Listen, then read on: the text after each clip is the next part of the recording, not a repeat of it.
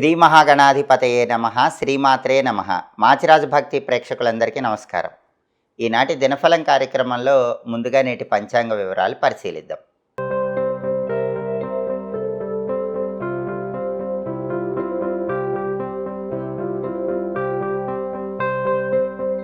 July 24 గురువారం దినఫలాన్ని పరిశీలిస్తే అమావాస్య తిథి అర్ధరాత్రి 12:43 వరకు ఉంది. పునర్వసు నక్షత్రం సాయంకాలం 4:47 వరకు ఉంది. గురువారం పునర్వసు నక్షత్రంతో కలిసి వస్తే సిద్ధియోగం ఉంటుంది. ఈ సిద్ధియోగం కార్యసిద్ధిని కలిగింపజేస్తుంది. అంటే అమావాస్య అయినప్పటికీ ముఖ్యమైన పని మీద బయటికి వెళితే ఈ సిద్ధియోగం వల్ల మీరు అనుకున్న పనులు సులభంగా పూర్తి చేసుకోవచ్చు. అలాగే రాశిచక్రం చార్ట్లో గ్రహాల స్టేటస్ తీసుకుంటే గురువారానికి పునర్వసు నక్షత్రానికి ఈ రెండిటికి అధిపతైన గురువు మిథున రాశిలో బుధుడింట్లో శత్రువింట్లో ఉన్నాడు. కాబట్టి 12 రాశుల వాళ్ళు సాంఘిక కార్యక్రమాలు, సేవా కార్యక్రమాలు ఇలాంటివి నిర్వహించేటప్పుడు ఏదైనా నిర్ణయం తీసుకోవాలంటే 1కి 10 సార్లు ఆలోచించి జాగ్రత్తగా నిర్ణయం తీసుకోవాలి. తొందరపాటు నిర్ణయాలు తీసుకోకూడదు. అలాగే ధనాన్ని ఖర్చు పెట్టేటప్పుడు కూడా 12 రాశుల వాళ్ళు జాగ్రత్తగా ఆలోచించి ధనాన్ని ఖర్చు చేయాలి. అనవసరమైన విషయాల కోసం ధనాన్ని ఖర్చు చేయకూడదు. అలాగే నక్షత్ర బలాన్ని బట్టి కొన్ని ముఖ్యమైన పనులు చేసుకోవచ్చు. ప్రధానంగా పునర్వసు నక్షత్రం ఉంది కాబట్టి పునర్వసు నక్షత్ర బలాన్ని బట్టి ప్రత్యేకమైన దేవతా పూజలు, ప్రత్యేకమైన వ్రతాలు ఆచరించుకోవచ్చు. అందులోనూ అమావాస్య వచ్చింది కాబట్టి ఈ ప్రత్యేక పూజలు చేస్తే ఇంకా మంచిది. తీర్థయాత్రలు చేసుకోవటానికి మంచిది. తీర్థయాత్రలు, పుణ్యక్షేత్ర సందర్శనానికి పునర్వసు నక్షత్రం అనుకూలిస్తుంది. అలాగే విదేశీయాన ప్రయత్నాలకు కూడా పునర్వసు నక్షత్రం విశేషంగా అనుకూలిస్తుంది. అదేవిధంగా ఈరోజు అమావాస్య తిథి ఉంది కాబట్టి ఉగ్రదేవతలను పూజిస్తే ఉత్తమ ఫలితాలు కలుగుతాయి. అమావాస్య పునర్వసు నక్షత్రం కలిసి వచ్చింది.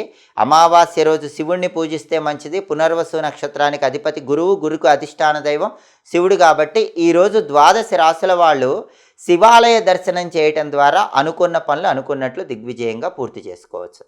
అలాగే ఈనాటి దినఫలం కార్యక్రమంలో 12 రాశుల వాళ్ళ రాశి ఫలితాలు ఏ విధంగా ఉన్నాయో ఇప్పుడు మనం పరిశీలిద్దాం. ముందుగా మేషరాశి.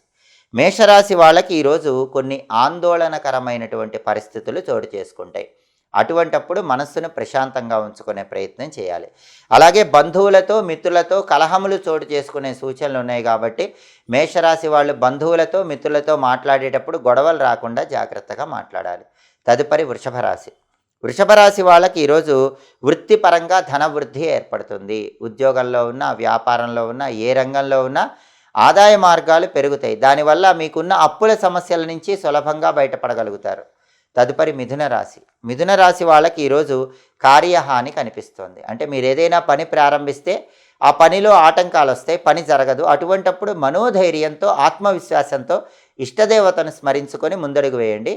మళ్ళీ తర్వాత ఆ పనిలో విజయం చేకూరుతుంది. మానసిక చింత ఉంటుంది, దాన్ని పక్కన పెట్టాలి. అప్పుడు మీరు అనుకున్న పనులు దిగ్విజయంగా పూర్తి చేసుకోవచ్చు. తదుపరి కర్కాటక రాశి. కర్కాటక రాశి వాళ్ళకి ఈరోజు సంతానానికి సంబంధించి కొన్ని సమస్యలు ఎదుర్కొనే సూచనలు ఉన్నాయి. అటువంటప్పుడు సంతానం భవిష్యత్తు గురించి, సంతానానికి సంబంధించిన విషయాల గురించి కీలకమైన చర్చలు చేసి ముఖ్యమైన నిర్ణయాలు తీసుకుంటారు. ఆ నిర్ణయాలు మీకు చక్కటి అనుకూల ఫలితాలనే కలిగింపజేస్తాయి. కొన్ని వ్యవహారాల్లో ఒడిదుడుకులు ఎదురైనప్పటికీ మీ తెలివితేటలతో, సమయస్ఫూర్తితో ఆ ఒడిదుడుకుల నుంచి బయటపడగలుగుతారు. తదుపరి సింహరాశి. సింహరాశి వాళ్ళకి ఈరోజు వృధా సంచారాలు కనిపిస్తున్నాయి. అనవసరమైన ప్రయాణాలు ఎక్కువ చేస్తూ ఉంటారు. అనవసరమైన ప్రయాణాలు పక్కన పెట్టండి, అవసరమైన ప్రయాణాలే చేయండి. ధనం కోసం కొత్త కొత్త అన్వేషణ మార్గాలు చూస్తూ ఉంటారు. కొత్త మార్గాల్లో ధనాన్ని సంపాదించాలని ప్రయత్నిస్తూ ఉంటారు. అవి కొంతమేరకే సఫలీకృతమయ్యే సూచనలు ఉన్నాయి. తదుపరి కన్యారాశి.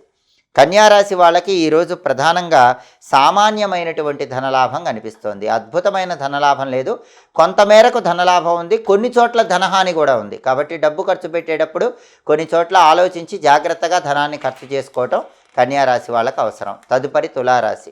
తులారాశి వాళ్ళకి ఈరోజు ఆదాయ మార్గాలు బాగుంటాయి. అనుకున్నట్లుగానే ధనాన్ని సముపార్జన చేయగలుగుతారు. శుభ కార్యక్రమాలు నిర్వహించడం కోసం కీలకమైన చర్చలు చేసి ఆ చర్చల్లో ఒక ముఖ్యమైన నిర్ణయాన్ని తీసుకోగలుగుతారు. అలాగే కార్యసిద్ధి ఏర్పడుతుంది. తులారాశి వాళ్ళు ఈరోజు అనుకున్న పనులు అనుకున్నట్లు దిగ్విజయంగా పూర్తి చేసుకోగలుగుతారు. తదుపరి వృశ్చిక రాశి. వృశ్చిక రాశి వాళ్ళకి ఈరోజు అధికార పదవీ యోగం ఉంది. అంటే మీరు పనిచేసే చోట ఉన్నత స్థాయి పదవులు పొందటానికి చేసే ప్రయత్నాలు అనుకూలిస్తాయి. సంతానపరంగా సుఖం ఉంటుంది. సంతానం గురించిన శుభవార్త వింటారు. వాళ్ళ అభివృద్ధి గురించి ఏదో ఒక శుభవార్త మీకు ఆనందాన్ని కలిగింపజేస్తుంది. తదుపరి ధనుస్సు రాశి. ధనుస్సు రాశి వాళ్ళకి ఈరోజు బ్రహ్మాండమైన భోజన సౌఖ్యం ఉంది. మంచి రుచికరమైన ఆహారాన్ని స్వీకరించగలుగుతారు.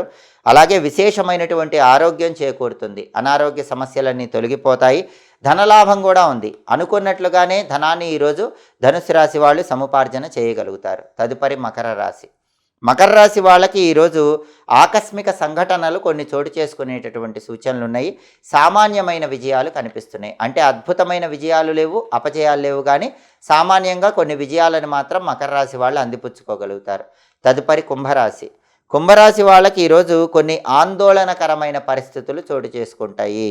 అటువంటప్పుడు మనస్సును స్థిమితంగా ఉంచుకునే ప్రయత్నం చేయాలి. బంధువులతో మిత్రులతో గొడవలయ్యే సూచనలు ఉన్నాయి కాబట్టి కుంభరాశి వాళ్ళు ఈరోజు బంధువులతో మాట్లాడుతున్నా మిత్రులతో మాట్లాడుతున్నా గొడవలు లేకుండా జాగ్రత్తగా మాట్లాడాలి. తదుపరి మీనరాశి. మీనరాశి వాళ్ళకి ఈరోజు మనోధైర్యం ఉంటుంది, ఆత్మవిశ్వాసం ఉంటుంది. ఈ మనోధైర్యంతో ఆత్మవిశ్వాసంతో కష్టసాధ్యమైనటువంటి పనుల్లో కూడా విజయాలను అందిపుచ్చుకోగలుగుతారు. అయితే ధనపరంగా మాత్రం సామాన్యమైన ధనలాభం ఉంటుంది. అద్భుతమైన ధనలాభం లేదు, ధన నష్టం లేదు. సామాన్యంగా కొంతమేరకు ధనాన్ని సముపార్జన చేయగలుగుతారు. 12 రాశుల వాళ్ళు అనుకున్న పనులు అనుకున్నట్లు దిగ్విజయంగా పూర్తి కావాలంటే ఈ రోజుకున్న ప్రత్యేకత ఆషాఢ అమావాస్య. దీన్నే చుక్కల అమావాస్య అనే పేరుతో పిలుస్తారు. ఈ ఆషాఢ అమావాస్య, చుక్కల అమావాస్య చాలా శక్తివంతమైనది. గౌరీదేవి దగ్గర చుక్కల ముగ్గు వేసి గౌరీదేవిని పూజించే రోజు. అలాగే ఆషాఢ అమావాస్య దీపస్తంభ పూజ చేస్తారు.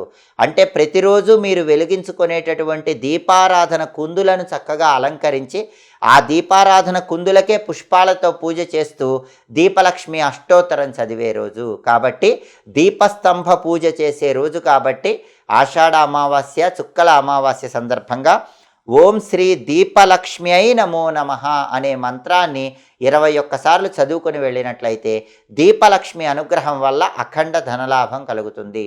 వృత్తిపరంగా అద్భుతమైన విజయాలు చేకూరతాయి. దీంతో పాటుగా చుక్కల అమావాస్య గౌరీదేవికి ప్రియం కాబట్టి ఓం శ్రీ గౌరీదేవి అయి నమః అనే మంత్రం కూడా 21 సార్లు చదువుకొని పని మీద బయటికి వెళ్ళండి. దీపస్తంభ పూజ చేసే రోజు కాబట్టి ఓం శ్రీ దీపలక్ష్మ్యై నమో నమః 21 సార్లు. చుక్కల అమావాస్య గౌరీదేవికి చుక్కల ముగ్గు ద్వారా పూజ చేసే రోజు కాబట్టి ఓం శ్రీ గౌరీదేవి అయి నమః ఈ మంత్రాన్ని కూడా 21 సార్లు చదువుకోండి. ఈ 2 మంత్రాలు చదువుకొని వెళ్ళినట్లయితే చాలా శక్తివంతమైన ఆషాఢ అమావాస్య సందర్భంగా అద్భుత విజయాలు కలుగుతాయి. అఖండ ధనలాభాన్ని సిద్ధింపజేసుకోవచ్చు.